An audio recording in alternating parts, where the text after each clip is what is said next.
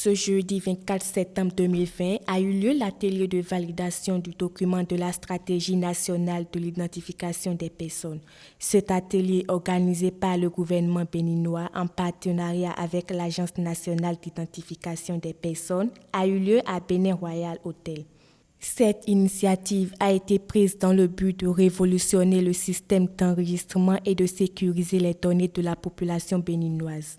La cérémonie a été ouverte par les allocutions du gestionnaire mandataire de l'agence et officialisée par celle de Aurélie Adam Soulé, ministre du numérique et de la digitalisation, et de son collègue Saka Lafia, ministre de l'Intérieur et de la Sécurité publique. C'est avec un réel plaisir qu'en prenant la parole en ces lieux et en ce moment,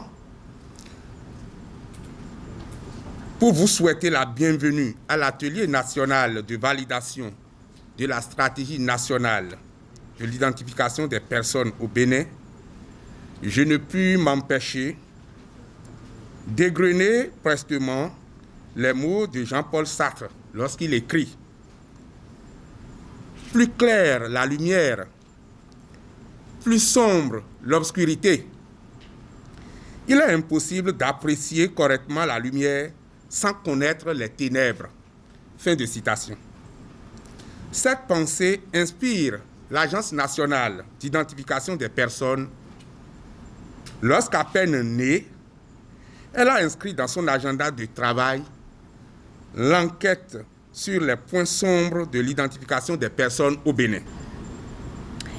Aujourd'hui, la carte nationale d'identité biométrique est une réalité et c'est pourquoi le gouvernement tient à la mise en place d'un document de stratégie nationale de l'identification des personnes en République du Bénin, qui est un outil de planification, d'orientation et de mise en cohérence des interventions de l'État et des autres acteurs ou partenaires. Mesdames et messieurs,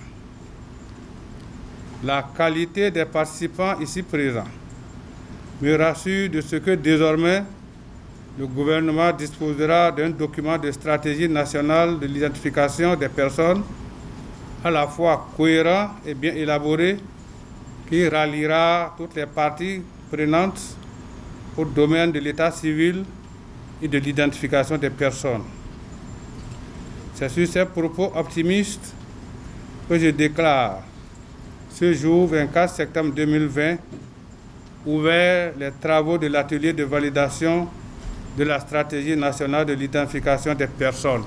Après cette cérémonie d'ouverture de l'atelier, l'honorable Gérard Akbenossi et Firmin Couton, préfet des départements du Zou et des Collines, ont expliqué les multiples raisons pour lesquelles le gouvernement a rédigé ce document, tout en saluant l'initiative et en félicitant l'administrateur de l'Agence nationale d'identification des personnes.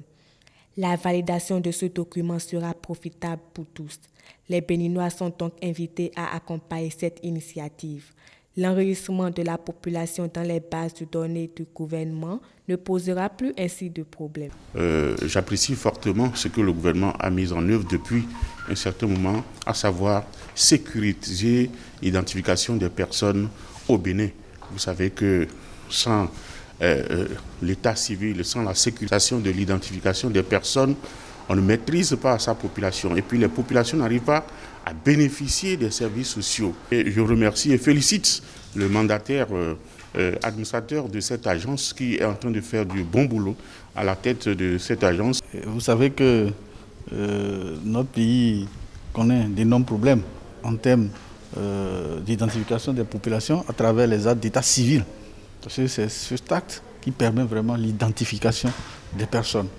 Le gouvernement de la République du Bénin, à travers l'Agence nationale d'identification des personnes, a entrepris de profondes réformes pour pouvoir faire en sorte que les personnes physiques vivant au Bénin, qui sont des Béninois, puissent être identifiées clairement et par un numéro. Et donc j'invite toutes les populations à sortir massivement.